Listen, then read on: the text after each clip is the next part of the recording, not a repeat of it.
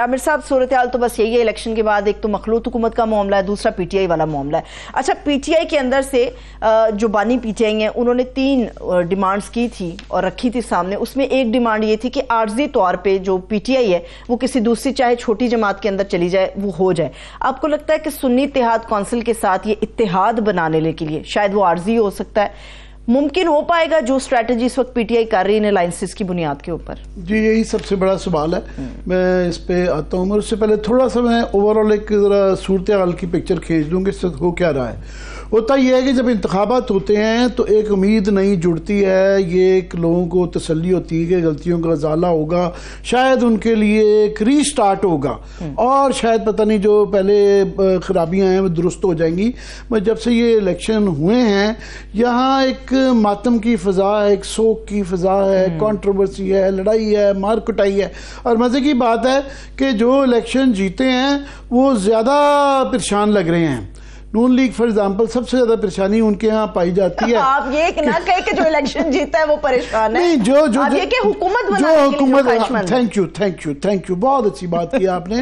वो इसीलिए कि जिस तरीके से वो जीते हैं, जितनी सीटों के उसके बावजूद जीते हैं, तो वो परेशान है कि बड़े भाईजान जो है ना मियां मोहम्मद नवाज शरीफ साहब, वो मरी में जाके बैठ गए और उनका एक ही जवाब होता है, उनको कुछ भी कहते हैं वो कहते हैं सानू की। वो कह रहे हैं जनाब ये प्राइम मिनिस्टर शहबाज शरीफ बन रहे हैं, उनके सानू की। ये आपकी बेटी चीफ मिनिस्टर बन रही है, कैबिनेट उनके सानू की। वो कि जी गुफ्तगू शुनीद चल रही है इस वक्त भी जो चल रही है ये पीपल्स पार्टी के साथ हो रही है, जहाँ पे फैसला होना है कि वो तो पीपल्स पार्टी कह चुकी है हमने हुकूमत का नहीं बनना, मगर सदर का इलेक्शन है, सेनेट का इलेक्शन है, फिर जो है सेनेट चेयरमैन का इलेक्शन है, स्पीकर का इलेक्शन है, गवर्नर्स के फैसले होने हैं। अब वो उनको लंदन से बुलाया गया था कि कायदे मिल्लत हैं, अब क्या है रहबरे जो है ना कायदे आज़म सानी कहते हैं सिंपल वर्ड में, वो लंदन से आएंगे, मीनारे पाकिस्तान ले गए, जहाज आए, फलाना आया। अब वो जाके मरी में बैठ गए होंगे सानू की। तो वो छोटे भाई उससे ज्यादा परेशान है, वो कहने तानू की जो है ना, वो उनका वो है कि उनको प्राइम मिनिस्टर तो बन रहे हैं मगर जिस माहौल में बन रहे हैं कि इस वक्त बैठे हुए हैं पीपल्स पार्टी के घुटने पकड़ के तरले मिनते कि जनाब ये देखें समझें, और वो मरहूने भी देता है पीपल्स पार्टी की हुकूमत जो भी खड़ी कर रहे हैं, जितना मर्जी देंगे, कैबिनेट बनाएंगे तो एक आंख से देख रहे हैं कि एक्सक्यूज़ मी अलाउड, तो यूं छोटी उंगली खड़ी हुई है शहबाज शरीफ साहब की, यूं वो हर चीज़ पे पूछते हैं कैबिनेट इसको बना लूँ, हर चीज़ पे पूछना पड़ेगा। ये जो ही अगर ये नहीं करेंगे, ये हाथ मुट्ठी बंद हो गई तो वो मुट्ठी खोल देंगे। तो ये एक बड़ी एक ऑड सिचुएशन है कि हालात इस नहज पे आ गए हैं कि हर कोई परेशान है। मौलाना फजल रहमान अपना नाराज़ है, वो कह रहे हैं कि जनाब ये शुरू तो मैंने किया था धरना, सबसे पहले आपको याद होगा पहला पत्थर वो मौलाना फजल रहमान ने किया था। ये तमाम जो स्ट्रक्चर है, जो ढांचा पीटीआई को पहला पत्थर जो मारा था वो मौलाना फजल रहमान ने मारा था। उन्होंने कहा ये अपने के एक इलेक्शन हो गए, ये नून लीग भी जो है अगर पीडीएम की खराबी थी जिसकी वजह से ये हारे हैं, तो पीडीएम के जो सबसे बड़े बेनिफिशियरी थे नून लीग की हुकूमत बन गई है, पीपल्स पार्टी भी सिंध में लेगी, तो मेरा क्या कसूर है? तो वो उनका बड़ा वैलिड क्वेश्चन है, सियासी सवाल है। वो कहते हैं कि अगर इनको जिताया जा सकता था फिर मेरे में क्या खराबी थी? ये वो बुनियादी ये क्यों नहीं कह दिया, मुझे क्यों निकाला, ये नहीं कह दिया आपने। वो कह रहे हैं मेरे में क्या खराबी है, तो लिहाजा वो भी कर रहे हैं। यहाँ पे ये सूरत हाल है कि रोज का एक नया कट्टा खुल जाता है। हमारे गुज्जर दोस्त हैं, उन्होंने बड़ा अच्छा मुझे पैगाम भेजा, उन्होंने इनको हुकूमत के लिए गुज्जर चाहिए कि जितने कट्टे खुल रहे हैं उस कट्टों को कंट्रोल करने के लिए एक गुज्जर चाहिए था, तो मैं अपनी खिदमात पेश करता हूँ। भाई उस गुज्जर बेचारे को हरा दिया गया है, बड़े जानबूझ के हराया गया है। अच्छा। तो इसलिए बेचारा दिल जला, अब क्या मैं कहूँ। एनीवे, मगर ये रोज जो यही हाल, अब उनको एक खौफनाक किस्म का मैंडेट मिल गया है पीटीआई को चाहिए, मगर ये एक लड़ाई पड़ी हुई है कि कितनी सीटें हैं।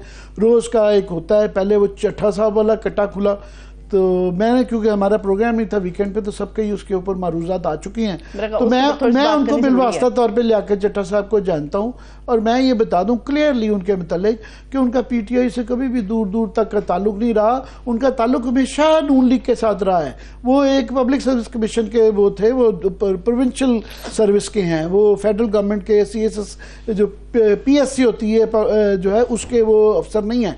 तो उनकी मेराज थी कमिश्नर, ये जो प्रोविंशियल सर्विस से आता है, आप देखिए वो उनको जो बेहतरीन जॉब्स मिली हैं वो शहबाज शरीफ ने और नून लीग ने दी हैं। वो गुजरात में डिप्टी कमिश्नर रहे हैं और वो उन्होंने जो है ना ये चौधरीयों गुजरात को ठोकने के लिए उनको लगाया गया था, उन्होंने ठोक के रखा उनको।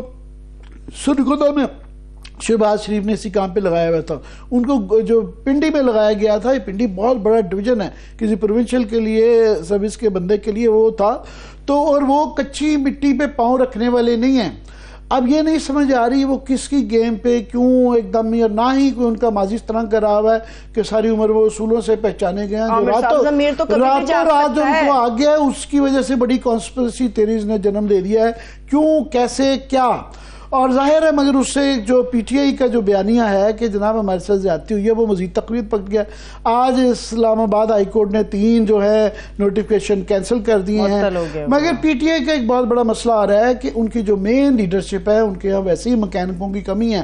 पर जो चंद मैकेनिक उनके हैं, जैसे कि शाहमूद कुरैशी हैं, वो जेल में हैं या वो भाग गए हैं, सद उमर छोड़ गए, अलवी साहब सदर बन के एक इरेलीवेंट हो गए, उनके जो जिनके हाथ में उसकी बागें आ गई हैं, वो गौर खान, शेर अफजल खान, वो अपनी अपनी फील्ड में बड़े अच्छे होंगे, उनके बड़े फ़वाइद हैं, मगर उनका कोई तजर्बा नहीं है ये पार्लियामेंट्री सियासत का।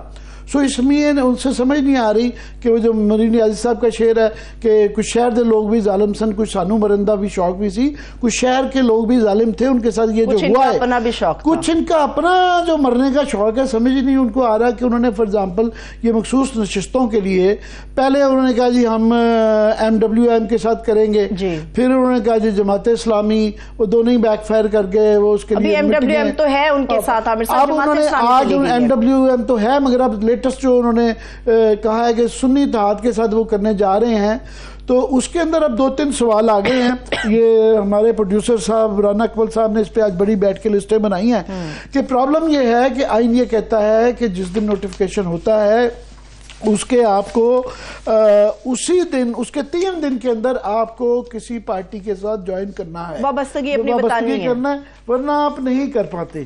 तो यहाँ पे है कि कुछ नोटिफिकेशन तो पहले हुए 13 तारीख को, फॉर एग्जाम्पल ये मेरे पास पड़ी हुई है, अच्छा। ये मियां अजहर साहब की 13 तारीख को ये हुई और 16 को उनकी ख़त्म हो गई।